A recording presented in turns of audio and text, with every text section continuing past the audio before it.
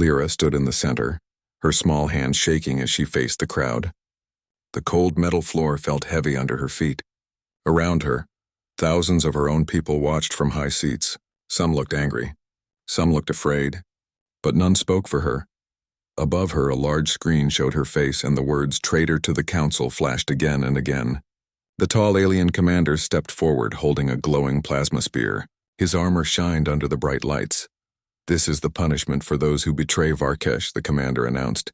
His deep voice echoed across the arena. Lyra swallowed hard. She had only seen an execution once in her life, and now it was about to be hers. She had not betrayed anyone. She only told the truth about the Council's plan. But no one believed her. Or maybe no one dared to believe. The spear lifted. The commander took aim. The crowd held its breath. And then a human jumped in. Captain Elias Ward moved like lightning, leaping over the metal barrier that separated the trial platform from the observers. The crowd gasped. He hit the ground, rolled forward, and was on his feet before anyone could react. His arm shot out, grabbing the spear just before it could strike Lyra. "Stop!" Elias shouted. His voice rang loud and clear, different from the alien voices. He shoved the spear aside and stood between Lyra and the commander. For a moment, no one moved. The entire arena froze, stunned by what they saw. "You dare interfere with our justice?" The commander growled, his black eyes narrowing. "This is not justice," Elias said firmly. His heart pounded, but he did not back away. "This is murder. She never had a fair trial." The commander raised the spear again, but Elias was faster. With a twist of his wrist, he ripped the weapon out of the commander's hands and tossed it aside. It clattered across the floor. The crowd gasped again. No one had ever seen a human disarm one of their warriors so quickly. Lyra stared at the human, shocked. She had seen him before. He was part of the small human diplomatic group sent to observe the Council's decisions. But why would he risk his life for her? "You will pay for this insult," the commander roared, signaling the guards. Dozens of armored soldiers rushed forward, surrounding Elias and Lyra. The human glanced around, quickly measuring the distance to every exit. There was no way out. "Stay behind me," he said quietly to Lyra. I don't understand," she whispered. "Why are you doing this?" "Because you don't deserve to die," Elias said simply. "And because someone has to stand up when things are wrong." The soldiers tightened the circle. Plasma rifles hummed, ready to fire. "Last chance, human," the commander said coldly. "Step aside." "No," Elias said. His tone was calm, but there was steel in his voice. "If you want her dead, you'll have to go through me first." The arena went completely silent. Even the crowd seemed unsure what would happen next. The commander hesitated. He had never seen this level of defiance. Humans were supposed to be diplomats, not warriors. If he killed one, it could start a war with humanity. "Arrest them both," the commander finally ordered. The soldiers moved in. Elias didn't resist when they grabbed him. He knew fighting here would only get them both killed. Lyra was pulled away too, her thin arms struggling uselessly. The crowd began to whisper loudly. Some seemed shocked. Others seemed impressed. No one could ignore what they had just seen.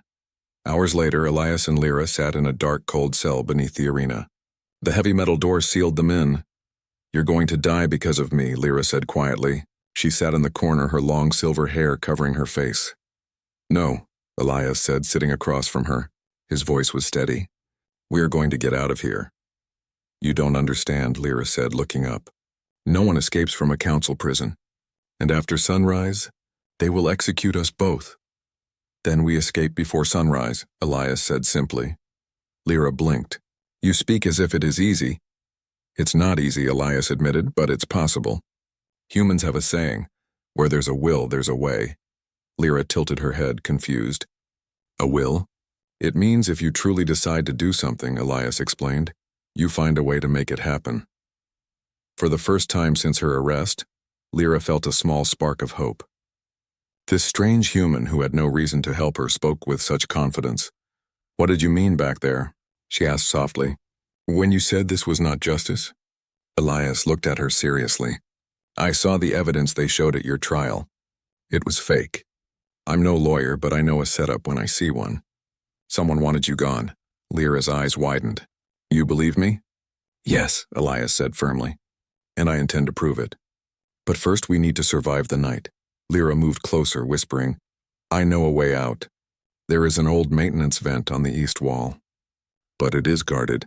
Elias smiled faintly. Then we'll just have to be smarter than the guards. He began to examine the room carefully, testing the strength of the bars, the hinges of the door, even the stones in the floor. When he found a loose piece of metal under the bench, he grinned. "Looks like we have a tool," he said. Lyra watched him work. Despite their hopeless situation, Elias's calm focus made her feel safer. Maybe, just maybe, they had a chance. Above them, in the council chamber, the commander was already planning the next morning's execution. But deep in the prison cell, a human and an alien girl were quietly preparing for something no one expected. They were planning to escape, and if they succeeded, the entire planet would soon know the truth. The night was quiet in the council prison, but Elias did not rest. He sat on the cold floor, shaping the piece of metal he had found earlier into a rough tool. It was not perfect, but it would work. His hands moved quickly and silently, his eyes focused. Lyra sat nearby, hugging her knees. She kept glancing at the door, afraid the guards would hear them. "Are you sure this will work?" she asked in a whisper. Elias looked at her and smiled faintly. "I'm not sure about anything, but I've escaped worse places than this." Lyra tilted her head. "Humans get locked in prisons often?" "Sometimes," Elias said with a short laugh. "But the point is, we don't stay there for long." Lyra said nothing more, but her heart beat faster. She wanted to believe him. At last, Elias finished his tool. It was a small, sharp hook made from bent metal. He moved to the vent on the east wall and started working on its cover. Every scrape of metal made Lyra's ears twitch. "Hurry," she whispered. "I'm hurrying," Elias said through clenched teeth. Finally, the cover came loose. Cool air rushed into the cell. Elias grinned and motioned for Lyra to follow him. The vent was narrow, just wide enough for a human to crawl through. Lyra went first, her slim body moving quickly. Elias followed close behind, pulling the vent cover back into place as quietly as he could. The tunnel was dark and smelled of dust, but it was better than a prison cell. They crawled for several minutes before reaching a grate that looked down on a guard post. Lyra froze. Two armed guards stood below, chatting quietly. "Stay quiet," Elias whispered. He studied the area carefully. There was a small control panel near the guards, probably for the security doors. They needed to reach it. Elias tapped Lyra's shoulder and pointed to a loose metal pipe inside the tunnel. He carefully detached it and handed it to her. "What do I do with this?" she whispered.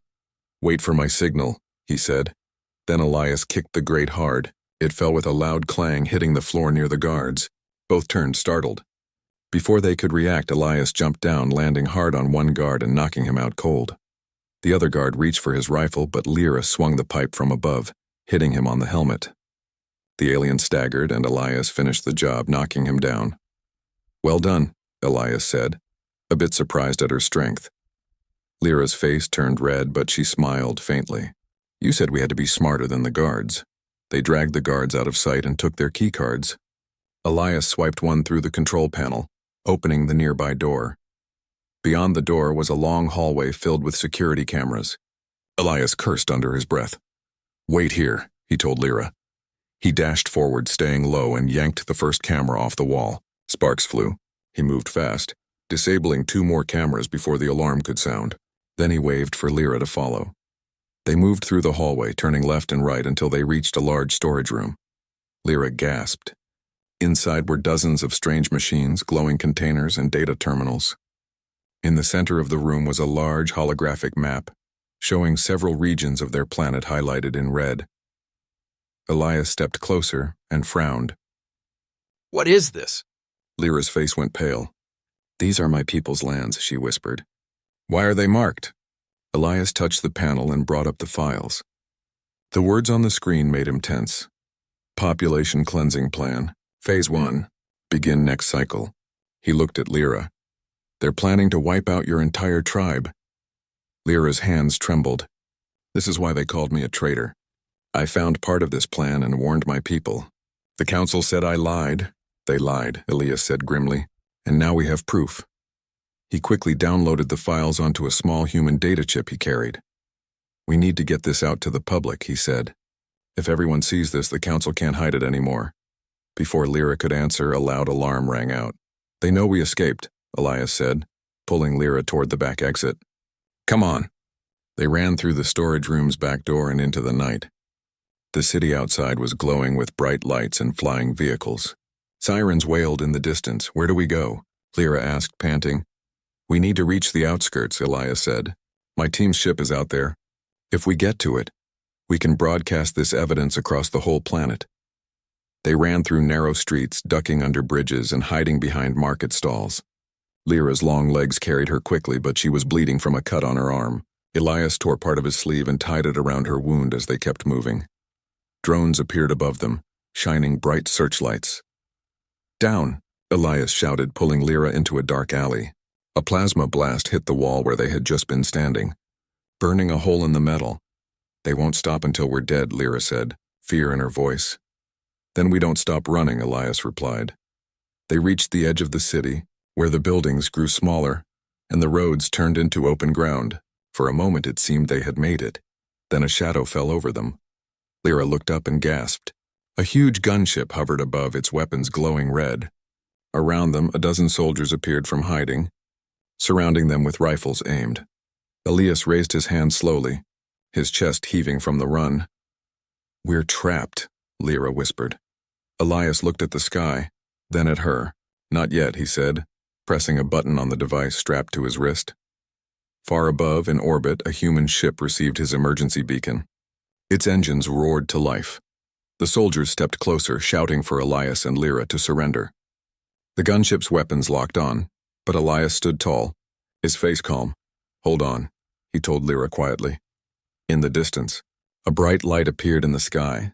The human ship was coming, and Elias was ready to make his stand. The gunship's engines roared, blowing dust and smoke across the field. Lyra shielded her face as the soldiers closed in, rifles ready. Elias kept his hands raised, but his mind was racing. His emergency beacon was active. His team would be here any minute. He just had to keep them alive until then. Captain Elias Ward. The alien commander's voice boomed from the gunship speakers. Surrender the girl now. You are trespassing on Varkesh law, Elias shouted back, his voice strong. I have proof that your council is lying. Proof that they are planning to kill innocent people. If you stop us now, that truth dies with us. The commander hesitated. He could not allow such words to spread. You will drop your weapon and kneel now. Elias slowly lowered his hands, but instead of kneeling, he tapped a control on his wrist device. Above the planet, the human ship locked onto the area and deployed a shimmering energy shield around Elias and Lyra. The first volley of plasma fire from the soldiers hit the shield and scattered harmlessly. The crowd of soldiers fell back in surprise.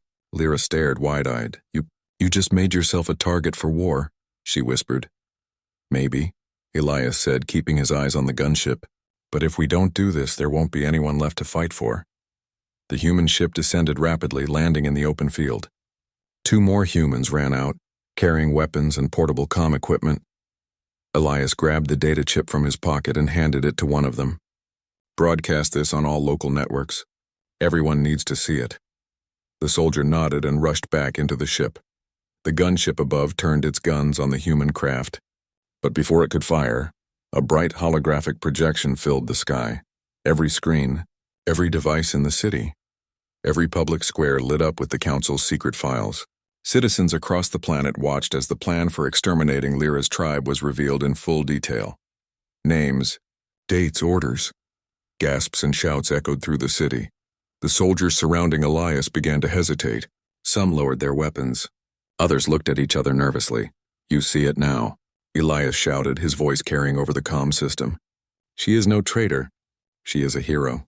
She tried to warn you. The crowd of citizens that had been gathering at the edge of the city began to march toward the field, chanting loudly. Some carried makeshift signs demanding justice. The commander's voice came again, but this time it was less certain. You are spreading lies, Elias cut him off. Then why are your own soldiers putting down their weapons? The commander looked down from the gunship window and saw that it was true. Half his troops were refusing to fight. Some even joined the crowd of civilians. This is over, Elias said firmly. End the order. Clear her name, or the whole planet will rise against you. For a long moment there was only silence.